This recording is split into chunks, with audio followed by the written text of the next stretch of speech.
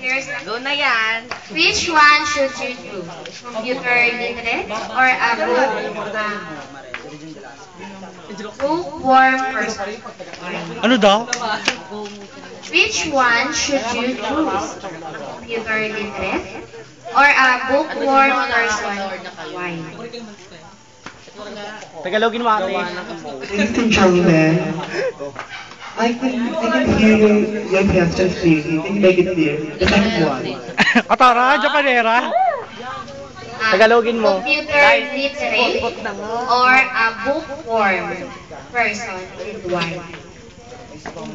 Ladies and gentlemen, I'd rather to be a bookworm because you can claim knowledge in that book. I can make a lot of words because I believe if I will be a bookworm, I will claim a lot of knowledge, especially to those little child. I want them to be a good one family.